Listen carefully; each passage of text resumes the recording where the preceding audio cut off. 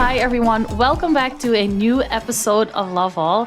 I feel like a kid that's going on a school trip this week because my physio asked me or gave me the all clear to go back on the tennis court to have a hit. So I'm kind of really excited. I booked the court for tomorrow at 12 o'clock and just slowly going to work my way into it. I booked the 45-minute hitting session with Wade, who I hit with here in Belmar at the Atlantic Club. So I'm super excited, but a little nervous too. I know. This is huge news. So, okay, when you say you've been cleared to play, are we just rallying from the baseline type stuff? Yeah, I can't do any jumps yet or anything, but I've been in PT starting to do a lot more like on one leg and my calf raises and all that stuff. So again, I can't do any jumps, no splits or anything like that. Just, in position, probably. And I love doing, not that much, but as I got older, I really loved doing drills, like just, with a big bucket of balls and just go and have the coach like feed me different shots. So I think that's what I'm going to start with. Just start on the mini court and then gradually work my way back. And so I'm super excited. I get to make my tennis back tonight and take it to the club tomorrow. I am so excited for you. I know we're not doing a TikTok at the tennis courts, but can I request some video proof of playing tennis? I will. No problem. Okay. That is my win for the day. I'm peaking early on this Tuesday morning as we record. And I, as you can see, am not at home. I am in Miami where it has been wet so far.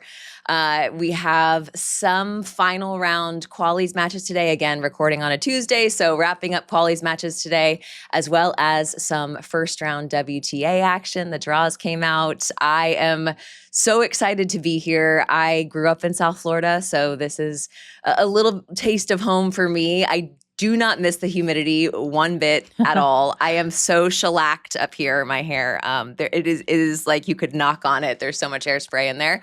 But the tennis is going to be so fun. My first match of the day today, Kim, is a match that we both have some personal investment in. Katie Volinets taking on Bianca Andreescu in the final round of qualies. And you were thinking you might actually be here, and it has something to do with that matchup. Right. So Katie Volinets, by the way, who has, I think, the best last name in tennis, Volinets. No joke. Is so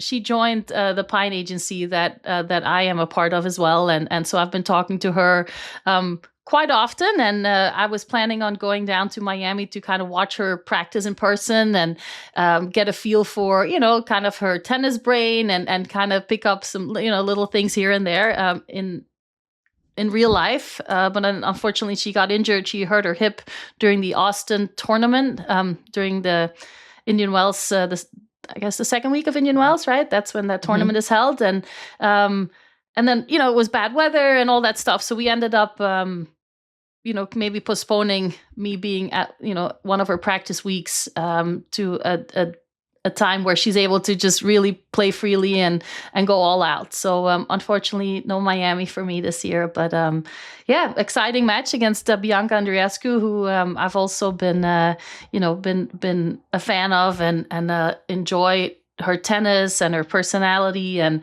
so it will be a very interesting, great second round of the qualies there. Yeah, and speaking of that Austin tournament, Bianca reached the final there and has actually had some success again, working her way back from yet another injury. Poor Bianca has had the worst luck. I was actually in Montreal last summer where she was looking so good. She was just a couple points away from the end of her match, I believe, and just rolled her ankle and is now working her way back from that. So always great to see players maybe drop down a level, get some wins, get a little routine, get the rhythm, and who knows what can happen from there. Right, and she beat some good players in Texas, and I think she beat Badosa, and then to eventually lose in the final. But I think it's good for her to get a few matches under her belt, and now winning the first round in Miami too is great. So interesting matchup against Katie Volinets. So it's a big moment for both players, right? Because you want to get into the main draw of these big events, and exciting to watch my live score these next few hours.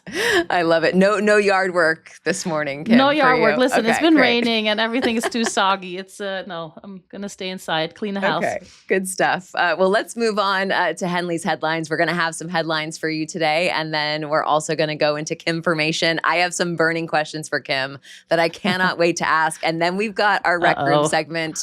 I've only heard a little bit of Kim's recommendation for the week. I cannot wait to hear the rest. She's whet my appetite for whatever she has to recommend for us today. So let's start off with our first headline, and it is just rewinding back a few days to the conclusion of Indian Wells, where, of course, Aryna Sabalenka and Jannik Sinner were the singles champions. And on the women's side, gosh, that women's final, 3-6, 6-3, 7-6 win over newly minted world number 2, Elena Rybakina, for Aryna Sabalenka. She got a dog, she got a ring, she got her first Indian Wells win. I don't know that weeks get much better. No, I don't think so either. I think on both sides, I mean, on the tennis side, she's won slams, so I think you can maybe, put that over the Indian Wells wins. Fair. But I think in general, the off-court stuff, the on-court is really exciting to see. And you can tell, you can see her energy.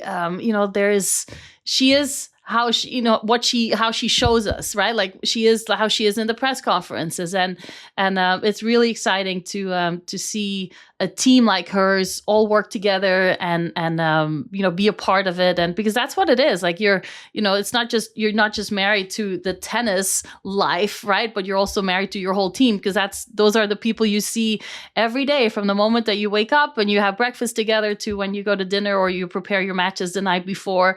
You spend a lot of time with them, and it's really nice to see their team clicking. And just super exciting for her to have, that trophy and all the other, the puppy has been fun to watch. I know Chris Eubanks on the Tennis Channel in the studio getting his face licked all over by Ash, the puppy. Just really fun. And that's what it takes at times, because tennis alone can be so, I'm not saying boring, but it's a lot of the same thing over and over again, and the same people and media, and it's just different locations. And after a while, it can get boring. And so for her to bring the puppy on, and it just creates some new energy as well in her camp. Yeah, and amazing to see the confirmation for her of the way that she has decided to schedule her season. She took the month of February off, had a tough loss in the final in Australia, took a month off, came back, and has worked it out with her team to sort of ramp up to these big events, which we've seen. I think Novak Djokovic probably does that better than anyone. Right. But how nice for her to have confirmation that, okay, I really can be selective about the events I want to play. Right. It's so important. And I think it just shows also the mindset that she has, but that her team has. And the fact that they were able to add Max Mirny to the team, and that whole chemistry is working. There's not a lot of coaches who work with a player, especially with a top player, who have the mindset to be open to adding an extra voice. And it takes it takes a whole team to kind of work. And we see it a lot on the men's side, where, Darren Cahill joins Sinner's team. We've seen it on Rogers' teams, where he brings former players on. And but on the women's side, you don't see it that often that a player will have two coaches, at least not at the same event. They might switch and have a couple of coaches working with them, but to bring them together, you don't see that often. So a lot of credit to Aryna, but also to her team for having that mindset. And she was very open in her press conference after her finals. She explained the frustration and what she wanted to work on after she lost to Rybakina in the finals of the Australian Open. And just the fact that she was able to show and use those, the things that she was really frustrated with in that final of the Australian Open, and to make a difference and to use that in the match today. And it's amazing how in tennis, you always you hope for that next opportunity to get it, right? And I'm sure this came a little bit faster maybe than she even anticipated. But the fact that she's been able in about 4 or 5 weeks' time, where she had, the time to work and take the month of February off, to really focus on staying close on top of the baseline, adding a little bit more variety. I think that's where Max Mirny has really stepped in and has made her feel more comfortable in believing that she can hit the slice and come in and be a great volley player. She has a great history of being a good doubles player as well. So why not use that against these type of players and kind of trick them and make them feel off balance a little bit? And so really, really impressive. And again, we say it over and over again, the best players keep improving and they want to keep working on their weaknesses. And she is, she's one of those players that just is not just a hard hitter like a lot of people just think that she is, right? She can slice, she can defend well, she can put variety in the serve. She has the net game now as well. So she's going to become tougher and tougher to beat. We are going to do a deeper dive on the tactics in Kim formation. So more where that came from. We heard some really interesting quotes in press as well that shed some light on some of the strategy in that match. And there's also the mental side, which I think is massive. So we're going to talk more about that when we get to that segment. But also a huge congratulations to Taylor Townsend, who is a doubles champ for the second straight tournament, winning with Katerina Siniaková, their fourth title together. I believe two of those have been slams, and then I think a couple of other 1000s now. So not a bad track record for those two. But it was funny. I ran into Taylor's agent in the hallway yesterday, and she sort of was like, gosh, rinse and repeat. Like, we just had this amazing moment. We're now in the hallways of the Miami Open. And she was saying, I guess, Kat and Taylor had a suite visit after their final. And she said, can someone get us just like a bottle of champagne, like something to celebrate? They had to get on a flight that night. But that is the reality for so many of these players. It is. That's especially when you do well, right? Like you don't have a lot of time to prepare yourself for the next event, and you try to get there as soon as possible, adjust to the especially with this trip, Indian Wells, Miami, like you have to adjust to the time change, although it's just, I think, 3 hours, and then you have to adjust to the climate change. So you try to get away, from, in this case, Indian Wells, as quickly as possible, so you can adjust to all those circumstances. And Irina talked about it. She was going to have a couple martinis on the plane, and then maybe have some food. I don't know what she mentioned, a burger or something. Five Guys. Five Guys. That's what it was. I thought it was interesting, by the way. She mentioned Five Guys in In-N-Out country. Like all you see are players posting pictures from In-N-Out when they go to Indian Wells. Apparently, she's a Five Guys loyalist. Who knew?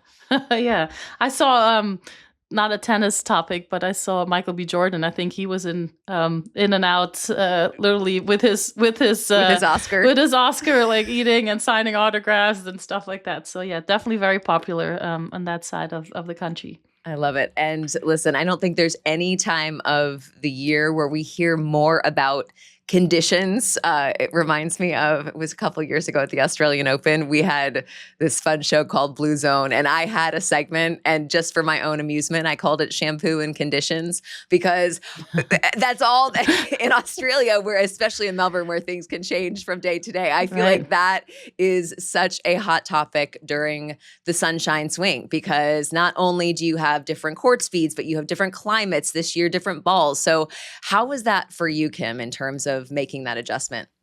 Making that adjustment was really hard. And I just remember physically struggling more than anything. To me, it was like almost the hardest transition, although you play on the same kind of surface, but it was the hardest transition to make. It's again, the 3-hour time change, and then the humidity, like coming from the really dry weather in Indian Wells to then being in the humid kind of climate.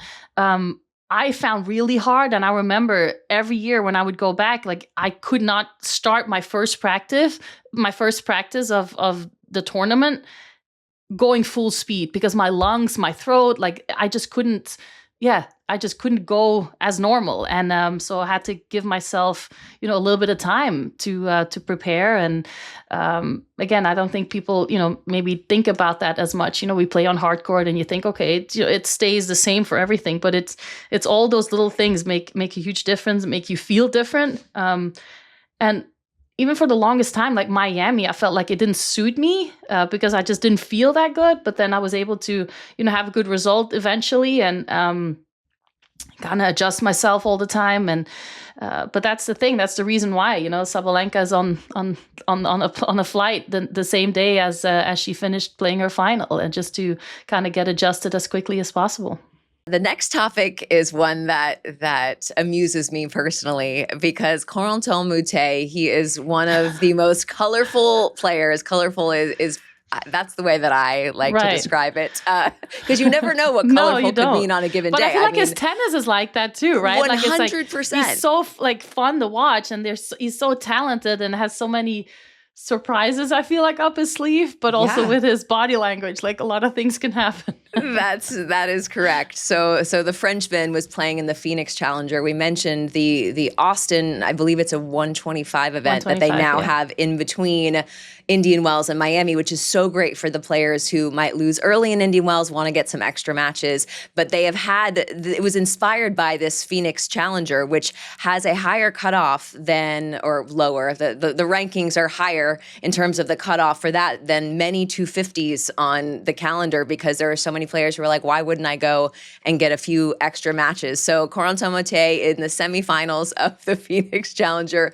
loses to Marcos Giron, and in one continuous motion finishes his swing, misses the shot, and chucks the racket out of the stadium. Thank goodness it was a challenger-sized stadium.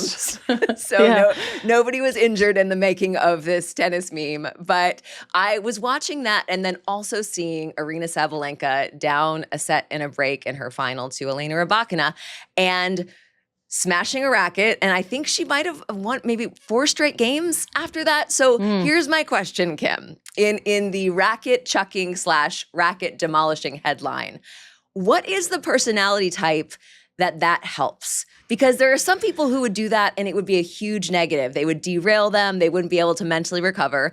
And then there are some people who can do that and it's actually a positive. And it's hard for me to understand, because that's not how I'm wired. No, I think for me, and I think I can only comment about myself, and I think in Sabalenka's case, it's a little bit similar. Maybe we've seen Serena do that as well. It's a build-up, right? The frustration builds up to a point where, it kind of, it boils over. And then, the racket, sometimes I think in Sabalenka's case, she can yell. She has that roar. Serena used to have that as well. It can work positively, but also to get some of that frustration out. And I think I was never good when I had that frustration inside of me, because I felt like I had to behave the right way on the tennis court. I didn't want to show negative emotions, but at times those negative thoughts, they don't go away as quickly as you would like them to. So sometimes, throwing the racket, cursing, whatever it is, like we see players like yell at their box and at their team. And these are all kind of, I feel like, ways to release stress and emotions. But it is true. I think back in the day, John McEnroe was kind of the first guy, right, who was able to play better, showing negative emotions and getting angry and frustrated. And it's everybody has to find their way. Like, I don't see like a Rybakina doing that, right? Like, she's a little bit more, in control and maybe has internal ways to get rid of the emotions, the negative thoughts. And everybody's different like that. So, but a great effort from Sabalenka to see that she was, that she was able to turn that around, or maybe, get into the head of Rybakina a little bit. And great from Moutet for knowing the layout of the stadium and not hitting anybody. I feel like you're giving him a lot of credit here. Listen, he may have thought it was like a boomerang, that it would come back to him or something. My gosh. Yeah. I mean, listen, you have to know where to throw it, right? Like in a splits, fraction of a second. In theory, you should know where you're throwing. All of a sudden, it's assault with a deadly weapon if that racket makes contact with someone. But listen, obviously, when we saw Coco break her racket at the Australian Open, there's sort of the question, like, she knows she's a role model for kids who are watching. And so, yes, that is a factor. But as a grown adult, there is absolutely part of me that loves a little release, Of course. Listen, when I'm at Academy in Belgium, we would talk to the kids and we would hear them talk about my favorite player. You know who their favorite player was? It wasn't the well-behaved people. It was Nick Kyrgios, who smacks a racket, who talks like trash. Like, kids like that too, because they know from a young age how hard it is to keep your feelings under control. And so at times, it can't run out of hand and you have to stay within the line, like the rules of the game. But at times it is okay to release your feelings, as long as you're able to, turn it into something positive. And you don't want to kind of tank your match and because you can't get back to, a neutral or like a positive mindset. Ons Jabeur has a YouTube channel, Ons Jabeur YT. If you go to YouTube while you're there liking and following us, or following and liking our stuff, you can also follow Ons Jabeur on YouTube now. She has a new series, and her first episode was an interview with her close friend, Paula Badosa. I haven't had a chance to watch yet, but it is in my queue. I can't wait. And it's sort of the latest in this trend that we've seen from tennis players who are creating their own content, who are taking control of what fans see of these, international superstars. Right. Ben Shelton has done it, Arthur Fils, Casper Ruud, Naomi Osaka, Aryna Sabalenka. There are many players who are just creating their own thing. It's bad news for journalists because you have these players being like, why would I go into an uncontrolled environment and do a sit-down interview when I can just, put out exactly what I want to put out on my YouTube channel? Right. But it's great for fans to get a peek under the hood, to see what's going on within the team, to see those relationships. And it made me wonder, Kim, during your heyday, who do you think would have made the best YouTubers? Ooh. Well, definitely not me.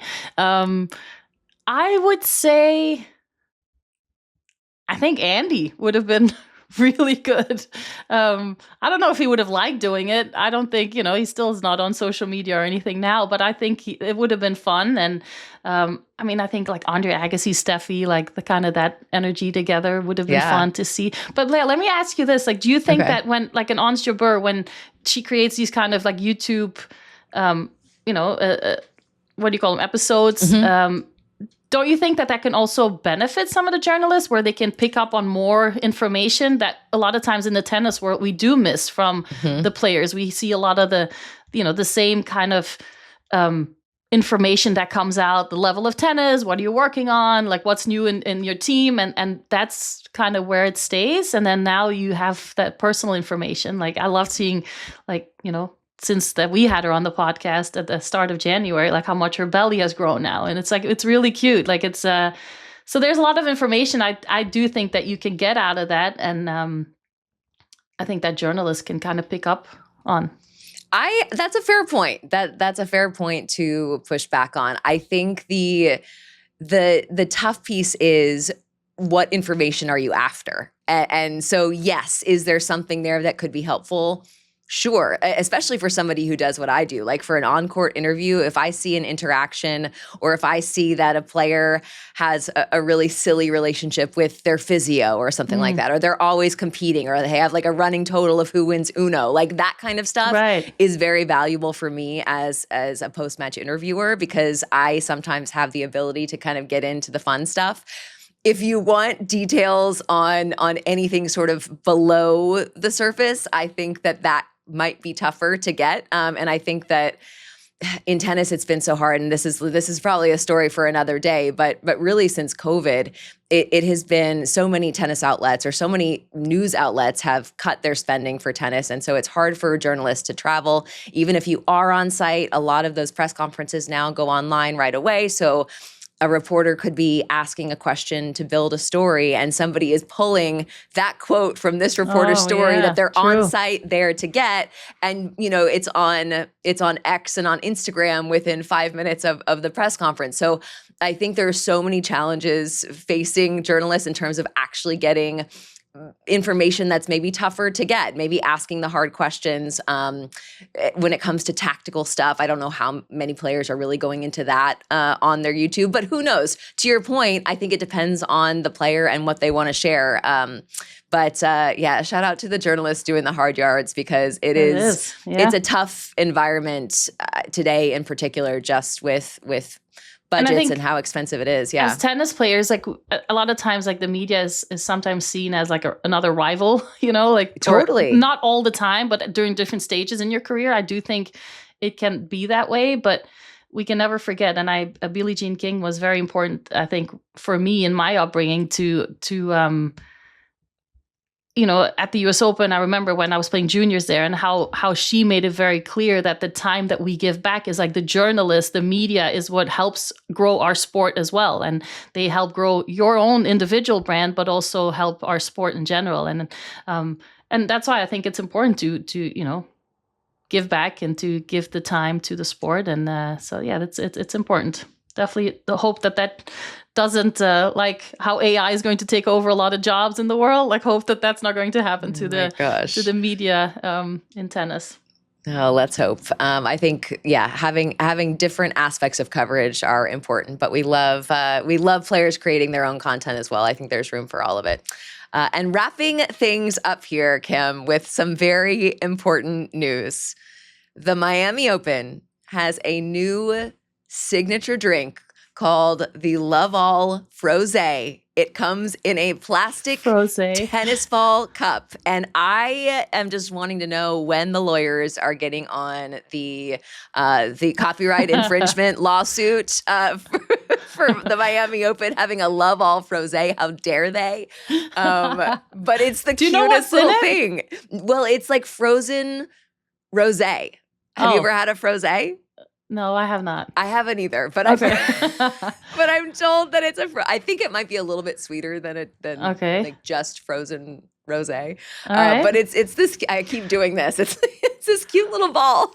Well, it will taste probably very good in the Miami heat, but can also be dangerous if that's all you're drinking all day. No kidding. I feel like I might get some of those, some frosé drinkers on my court today, because not only, again, we're recording on Tuesday, not only do I have Bianca Andreescu and Katie Volynets, but the second to last match of our night session, so first match of the night session, is Zeynep Sonmez, friend of the pod, facing off against Beatriz Haddad Maia. So you're going to have the Turkish fans and the Brazilian fans going at it out on Grandstand, which, by the way, if you're coming to the Miami Open, I'm not partial at all, but Grandstand is so much fun. I know it's a walk, but it's the party court. Come out and hang with me. So how amazing are these matchups, actually, like qualifying? It's so good. Well, that is a first rounder. So there is some qualifying and there are some, but for a first round match. Because of rain delay, is that why that happened? Yes, exactly. Yeah. So there was a full washout a couple of days ago. But yeah, grab your frosé, come on out to Grandstand, and we'll just petition the tournament next year to host a live pod with us drinking Love All Frosés at the Miami Open. I don't drink alcohol, Blair. I don't know if I ever told you that. I actually did not know that, Kim. No, so we might have to do an alcoholic-free alcohol. We can do that. All right. Okay. No. Which is basically like, what do you call those drinks here? Like an ice. Daiquiri? What the kids drink. Like a... I don't know. All the colors. No, not even like that you find in the amusement parks, like the frozen drinks. Okay. Oh, like a slushie. Yes. Okay. Kim gets a slushie. I will do just one Love All Frosé, and we will have fun with the fans. I'm just pitching it now. Just signing us up. I think we want to see you drinking a frosé.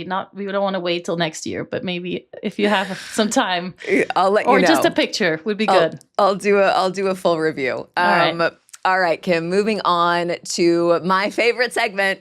It's time for Kimformation. I feel like we need like a jingle.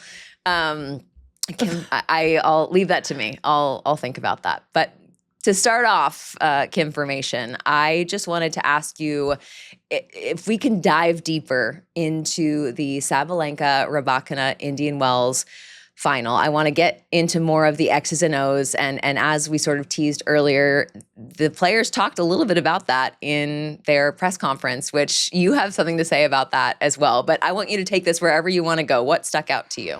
In broad lines, it was a very high intensity, high level match. Of two players who play in a way very similar, but I think what we've learned over the last few days, but also since, they've played each other more often, but since the Australian Open final where Rybakina ended up beating Sabalenka, players look for solutions. And I was, in a sense, a little bit surprised that Sabalenka and Rybakina, how open they were about, some of the adjustments that they made, the game plan that they had. things that weren't going, well for them. So I'll go through that a little bit. To me, I think Sabalenka, and I mentioned it before, with adding Max Mirny to her team, where she can bring that added variety.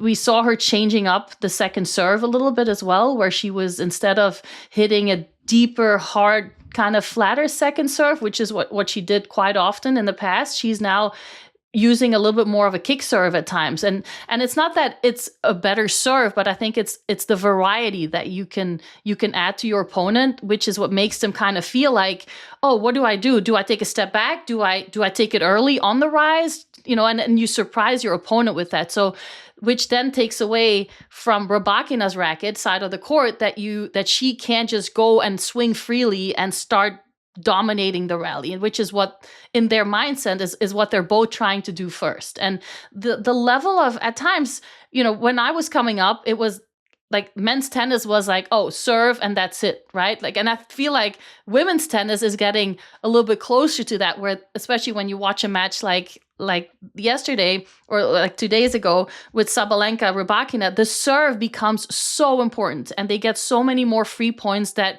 even I did back in the day, right? And Serena did at times, Lindsay did, because they were the big servers. But I think these women now, they get so many free points, and if it's not an ace or an unreturnable, it's the next shot that is super important. And we saw that Rybakina did that really, really well in that first set. Her serve and the next shot were so accurate, so on point. And then Rybakina talked about after her match in the press conference, how in that second set, she just couldn't deal with the heat. Which was very interesting to see, because she mentioned how, it was great for her throughout the whole tournament to not play in the heat as much, because it saves your energy. But she kind of wishes that she had more time under the sun and in that heat early on in the tournament, because she said she felt like it was making her a little bit flat on her feet and not have enough energy in that second set. And that's always something that, mentally as well, right? You can lose that second set, and it's a lot harder for, in this situation, Rybakina to leave, to go and start that third set, knowing that you have just been, you just lost that second set pretty easily. And it takes a lot of work and mentally a lot of kind of refocus and to get back into the match and playing better tennis again. And on the other side, on Sabalenka's side, she has that momentum going, she has the energy going, and you want to keep that up. So that third set was incredible. It was exciting. It was high level. I grew up with a coach, Carl. His name's Carl Maas, who taught me that there's, you have differences in mistakes. You have good mistakes and you have bad mistakes, right? And I feel like there was a lot of good mistakes. If you make a mistake, you have the forced errors and the unforced errors. But there were unforced errors, but they were good mistakes in my hand, and because they were going for it, they weren't hesitant. And then the match point to Rybakina, where Sabalenka hit that backhand cross court, and it just shows the mindset, the confidence that you need to have in yourself to go for that shot, knowing that you're match point down. And just for her to be able to step up and use that backhand cross court was incredible. But again, I screamed, by the way. It was incredible. Me too. I was like, holy shit, it was incredible. And that does something to your opponent mentally as well, right? Like it just shows that it's going to take a lot more than just you hitting great shots to break your opponent. Like the mental side of it all is plays such a big part in our sport, and it's in these moments where you can kind of show that, okay, why is the mental side of the game so important? And then the tiebreak, what was she, 5-3 down, I think, in the tiebreak as well, and just to be able to stay calm and stay focused and just keep things simple. Like she just kept it simple, did her thing, and just really stayed locked in, and don't think about being down, don't think about, going to Miami or whatever it is, but is just really staying in the moment. And super impressive to see how she's been able to stick to the game plan, improve the things that didn't work well for her during the Australian Open final, and congrats to her team. And again, I've been a big fan of Max Mirny. He was, I think, my favorite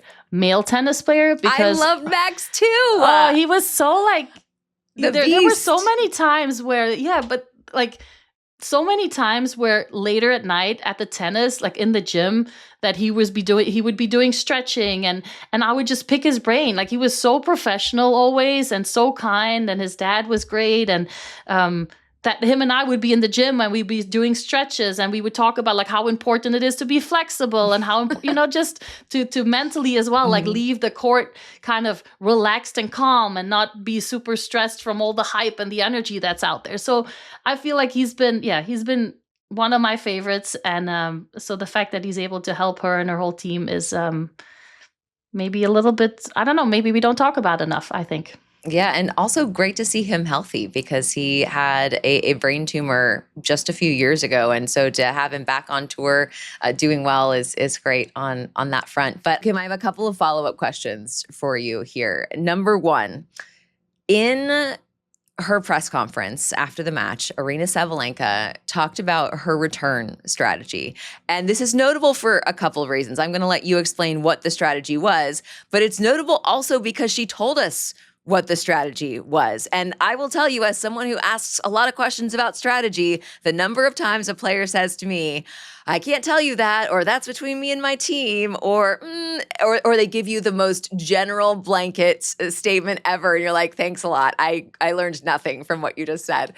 So go ahead and tell us what the strategy was, and then also how unusual it is for a player to disclose something like that. Let me start with that. I do think it's very unusual for players to give a lot of their kind of tactics away. Maybe she felt a little bit, like she had a little bit less of pressure or stress because the match was finished. You won the tournament, and then players a lot of times you're in a better mood no matter what, and you're able to kind of disclose some of those personal kind of tactics a little bit easier.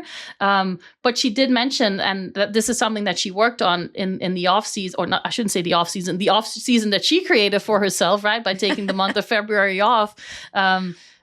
Is the fact that she was trying to, she has really wide stands, but the fact that she was trying to cut into the serve a little bit. And in the second set against Rybakina here in the Indian Wells final, you could see that she was really starting to read the serve better. There were times where she was already moving towards the backhand side because she felt, you could see that she was reading the toss or whatever it was for her. And those would be like really interesting questions to ask that I would want to ask her is like, okay, at what point, where did you realize like, okay, this is where I'm starting to see a little bit of a shift in the ball toss or whatever. But it's it's the fact that you stay on top of the baseline, you try to take that split step forward, cut the corners. She also I think you mentioned that she tried to say like, here, leave the tee open, right? That's what she had mentioned, and so it's all these little things like, okay, I'm sure Sabalenka likes to hit the backhand return, but at the same time, you're playing mind games to your opponent. And you're saying, okay, here, go, play to my backhand, go for that serve. And it's all part of like the mental side of our sport is where you make your opponent think a little bit. As Rybakina is bouncing the ball and she looks over and she sees that serve is open, you kind of wondering like, oh, is she going to move? Is she not going to move? Like those are all little thoughts that go through the opponent's head at that time. And it's, very interesting that she shared that information. And I used to at times, especially before big matches or opponents who I kind of think knew and knew a lot about tennis wise and tactic wise, I would ask the press conference, the transcript. Sometimes we would get them anyway, right? It was the four semifinalists. Here are their press conference, and when we would get all four of them, and I would read about it. I would read about my opponent, and sometimes it was about like, oh, my forehand return is not really going, like little things like that. And it's not that it's like a big secret that you find, but you are able to kind of get into the head of your opponent a little bit and kind of understand a little bit more about them. I am obsessed with this information. I I guess I assumed that somebody might be doing that, but I have never heard from a player that they are actively going and finding the transcripts. Obviously, now it's maybe a little bit easier. Like I don't know. I'm like, this is A+ for student Kim. I think that makes so much sense, is to go, like, why not? There could be free information. Right. But also every tournament is different. After every match, you feel different, right? So you get a lot of new information, and it's not okay because I know this is how Venus serves on break points down, like that. Like you can like get some information here and there after matches, and whether it is about I'm a little bit tired, or I'm feeling a little bit, whatever it could be. There's always stuff that you can kind of pick up on, I think. Well, I just want to know if Elena Rybakina is going to be out on court here in Miami working on her tee serves, because that is literally what Aryna Sabalenka was like. I just sat on the wide one and dared her to hit it up the tee. Right. So we'll see if any adjustments are made there. But I love little studious Kim getting the transcripts. we need to fire up the group chat and see if Andy also did that. I would be so curious. We need to ask. Okay, that's great stuff. I also want to ask you about the mental side of this, because there were obviously the basic stakes. Aryna Sabalenka was trying to get her first title in Indian Wells. This has turned into a rivalry, Rybakina Sabalenka. But this could have created some serious scar tissue if Sabalenka had lost this match, because she lost in Riyadh at the end of last year, lost, being up a break in the final set in the Australian Open final. If she had 3 of those losses to Rybakina in a row, do you not think that could have been a real problem for her mentally moving forward? I don't know. I don't think she is. I don't think her personality is like that. I think she is a go-getter, and I don't think she sits back too much. Like, I think, with what she shared after the final is the fact that she addressed all the points that maybe she doesn't do it right away after the loss at the Australian Open, but maybe a few days later with her team, it's a joint kind of moment that you all share. Okay, this is where I need to be better, whether it's in the physio, in the fitness, or on court, tactics, technique, whatever it is. Like you come together and you try to really focus on those things, and it just shows her mindset of always trying to get better. And I don't think it would have damaged her mentally. I think she's also, no, I don't think so. I think maybe for a little bit, right? And it would have been frustrated, but I think it feeds her more to try and get that next win, because it's not like she's losing 2-2. I think she has that mindset of, okay, let me get this, like to take on the negative or the losses, and to try to be better next time. Well, here's the follow-up to that, though, because in addition to the rivalry with Rybakina, her record in finals is she's now 23-20. She was 22-20 going into the Indian Wells final, which for a player who is as good as Aryna Sabalenka, that is as maybe not the record in finals that you would expect to see. Do you think that could have been problematic for her? Or you just think she's able to say clean slate every week, no problem? Well, I think she's had to develop as a player, and it takes time to adjust to being the big star. And it's not the off-court stuff, because she's putting it together, right? It's with the on-court stuff, but it takes time to develop your self-confidence in those moments where you're down, like break down in the second set, breaks a racket. Does she feel frustrated? Yes. Is she able to turn it around really quickly? Yes, as well. So I think she's learning more about herself in those moments, to not get too negative with herself, and to have it really a couple of points here and there. She's close with Novak. I'm pretty sure Novak and her talk about this a lot as well, about the mental side of it, which is what he's been so good at, and sharing his information. And so I'm sure that there's, you share information, and it's easier, to share that with a tennis player on the other side, on the male side, as somebody who's the greatest, to play. So I think she's learning. There's no great career without setbacks, without frustration, and where you learn more about yourself and how you mentally and physically deal with those losses. So the fact that she's been able to do it in Indian Wells is great. would she want to do it in a Grand Slam? Yes. And that's going to be the interesting thing for us to look at now is, okay, when she gets to the French Open, when she gets to Wimbledon, US Open, okay, when she plays Rybakina and there's another slam on the line and another trophy at that level, can she do it? And that's why these matches like the one here in Indian Wells are so important, because they do build your confidence and they teach you something again to take with you. And so yeah, I don't think she's one that sits and thinks too much about the past and the losses. I think she's more like, okay, let's attack this, let's keep going. It's mindset of a champion. Again, why I am a podcaster. Okay, moving on. I have one more sort of overall question from Indian Wells for you. We've talked a lot in our 9 episodes now about how you had a really good technical foundation, and in particular, European coaches maybe focus more on that than American coaches for young kids here.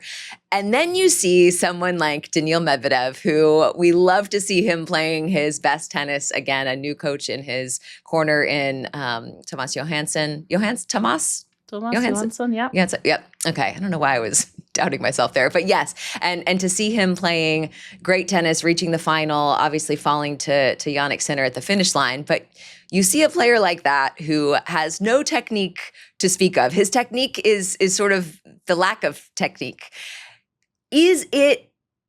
How important is it? How important is technique in the grand scheme, having seen a variety of different styles in your career? Right. So with Daniil Medvedev, I do feel like when you see his backhand, I do feel like technically it's a good shot, right? There's not a lot of room for error.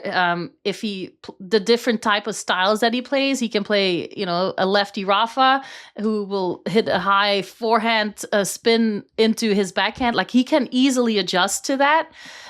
It's the forehand is a little bit. I do also think it's because he's taller and because he's skinnier that it looks a little bit like, it's like my husband is on skis because he's tall and he looks like he's like goofy, like on skis. Well, that's how people have called Daniil an octopus, a pretzel. Right, but it's I think just in general, like the longer limbs, and it looks a little bit different. That's fair. I think, because, again, he can adjust very easily to the different opponents and the different types of tennis that he has to face. So I don't think his technique, do you teach the kids to play like him? I don't think so, but I do think it's the longer, the longer limbs make it look a little bit more awkward, I think, than a shorter, like a Moutet or somebody. I think that my question is, if you're a coach and you have a player who has a particular quirk in a stroke, do you say they can play well even with said quirk, or do you try to revamp? Well, I think there's a lot of different scenarios in that case, right? Depending on the level, like the level of the player. If it's somebody who's playing in the local club and, you know what I mean? Like, sure. It then worth, if they're the number one under 14 or under 16 junior, then I do think if they have a very extreme grip, it might be worth, trying to bring the grip over a little bit, because at some point, especially in women's tennis and where it's headed now is the high power game, it's just going to be a lot harder to do something with a grip like that. And so I do think there's certain scenarios where it is important to still change some things. To me, it's just amazing to see the differences in America and in the States, or, in Europe and in the States, is how important a coach's degree is. And, from a very young age, you can't coach.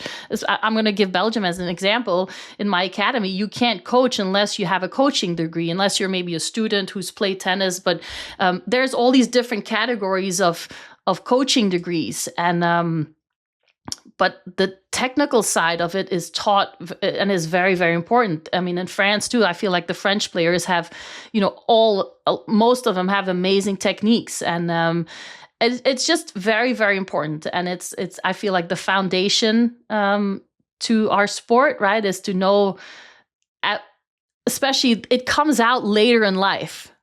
A good technique is knowing the ability to adjust, to maybe take a swing, make it a little bit shorter, but to have the foundation be very strong and not always looking to adjust. I've worked with players and I've seen it. Like there's players who, would like to change their technique or their material after, every loss. And so, but when you have a really good foundation, you don't doubt that anymore. And I think it's one less thing to worry about is worrying about your technique or changing things. And that doesn't mean like there's little tweaks here or there, but in overall the broader things are they need to be solved. I feel like by the time that the juniors are kind of making the transition to the pro level. All right, so we're gonna let Daniil Medvedev be entertaining us as a pretzel / octopus. And if you're he's my favorite celebration ever was the dead fish at the U.S. Open.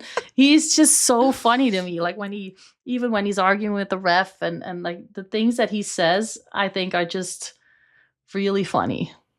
Yes, and then sometimes he goes a little too far. Yes, and he'll say, I went a little too far. He's very self-aware. I will give Daniil Medvedev that because I will tell you, I've never seen anything like his match against Ben Bonzi at the U.S. Open this past summer when he ends up losing. I will never forget this as long as I live, but I have to come out and do the post-match interview, and it is raining boos in Armstrong Stadium, a place where he has been booed many times before. And they are telling me in my ear, they're like, we're going to wait for him to walk off for you to do the interview. And so I'm standing, and he is just sitting back, just like letting the boos come down. And they tell me in my ear, they're like, you got to go. You got to go do the interview with the winner in this extremely contentious match with the loser sitting right there. Not ideal. Then he proceeds to get up and walk out in the middle of Bonzi's first answer. And when I tell you, Kim, I was 2 feet away from Bonzi. I could not hear what he was saying. That's how loud it was. So just like a master of chaos, an instigator, and so smart, like one of the best interviews in tennis. So he definitely, between Daniil and Corentin Moutet, we're certainly not going to be bored. Okay, sorry, that was nice a total to see aside. That he's has another final under his belt, working with Thomas Johansson and getting back to where a lot of people see him as a contender for all these big tournaments. Yep. Love to see it. All right, we're going to wrap things up, Kim, with a little rec room action as promised. So I am going to start off. Oh, actually, you know what? You go first and I'll go last because I have my prop behind me. I have two, actually. So I'm going to show you my first one, which I think in my current state with rehabbing for my Achilles tendon, this is a supplement. It's Avini Health is what it's called. No sponsor. I bought this, but it's a joint. This bottle is called Plus Motion, which is especially for healthy joints, improves tendon structure and function. So I've been taking this for a while to help my Achilles to recover. But I've also noticed a lot of in a lot of other parts of my body, the knees, shoulder, in general. So I've been taking this now for a good 5 weeks. And and you notice a difference? I do. Wow. Definitely. Yep. You know what we should do, Kim, on a quick aside? We should make a gift basket of all of our favorite things and gift it to a fan. We should do a contest. Okay. Right. I'm just thinking out loud. Continue. Okay, great. What's your second one? So that's it. And then the second one is maybe a little bit too much information, but my husband and I were going to do a detox. This one is a cell cure, but it's a parasite detox. So it needs to be done with the full moon. So the next full moon is on April 1st. And we're going to follow, there's 4. It's called a para-kit? As in like parasite? A para-kit? Yep. So we're doing that. Starting, there's 4 bottles. There is a binder. There is step 1, para 1, 2, and 3, and then drops.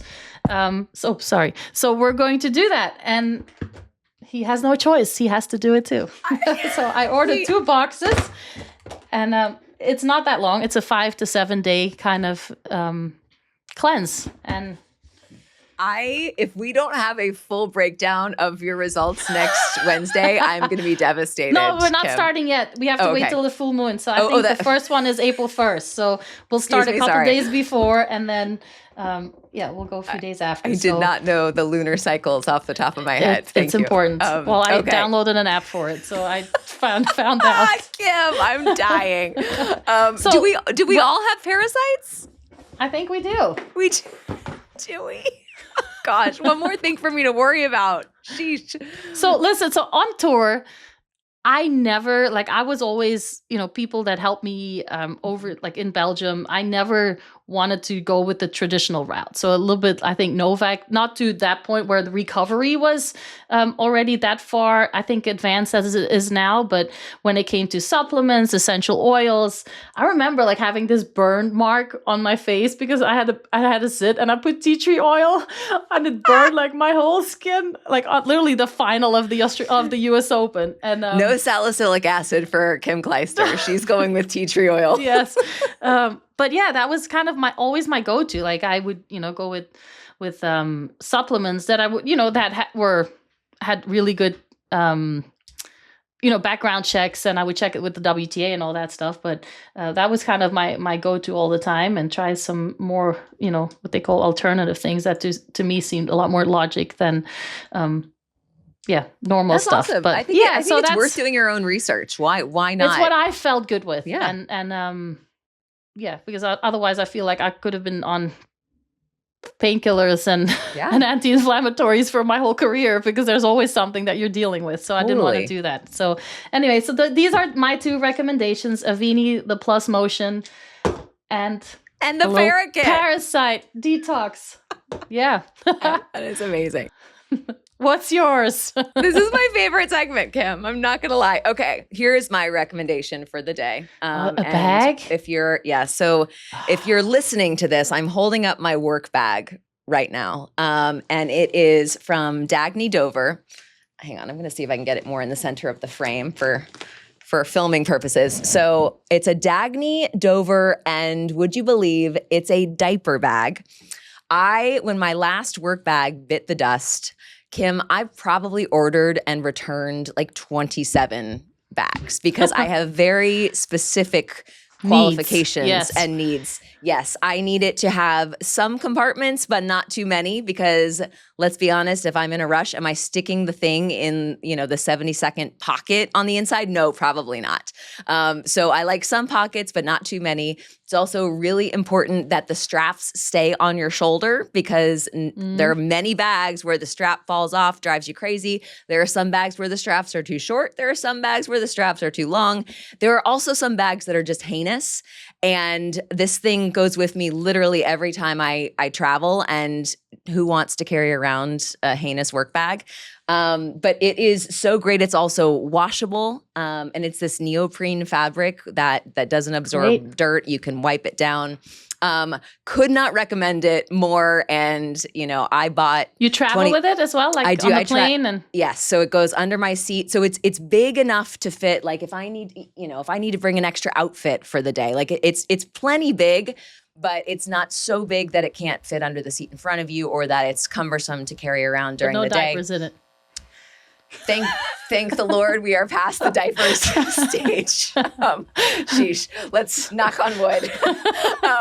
But no diapers, but it was the diaper bag. And listen, I bought and returned 27 work bags, so you don't have to. Okay, great. So Thank you.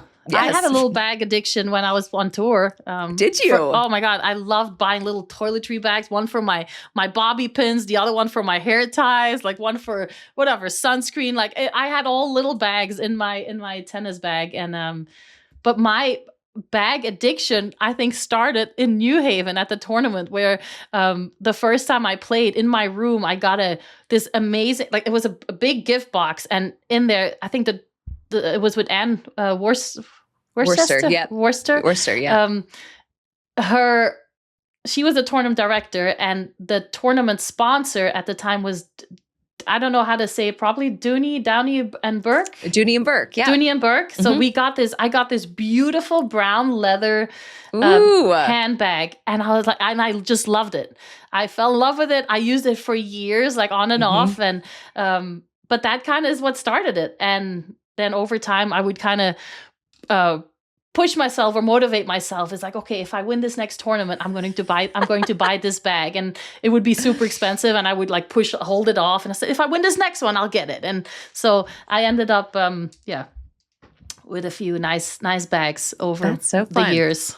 Also, it's an investment these days. You can resell old bags. It has more value than, reselling diamond rings. I've kind of grown out of it now. Like to me, like a bag needs to be practical. Yeah, that's the thing. And it's not anymore like half of the time I'm, in a basketball gym and I need snacks and I need like a meal like to take, whatever. Like it's it needs to be functional, but I kept one really nice one that my husband got me that I always wanted. And so it's it's good. I don't need all that stuff anymore. I know. Gosh, well, I call this my Mary Poppins bag because I might pull out a lampshade. You never know. But Kim, this has been such a delight. I feel like Techie Sean and Ella are probably listening to this being like, we're axing Rec Room because that took like 20 minutes too long. But I always love hearing your recs and of course your tennis analysis. It's always so much fun. And we thank you all for joining us for another episode of Love All. We'll be back next Wednesday. Fingers crossed. We're hoping we're going to have a good guest. If not next week, then hopefully soon for you guys. But in the meantime, make sure to follow us on all the socials, like and subscribe on YouTube, and go ahead and feel free to ask us questions in the comments. If we can fit them in the episode or add them in the end, we'd love to do that as well. So thanks so much for listening. We'll see you next time. All right. Bye, Blair.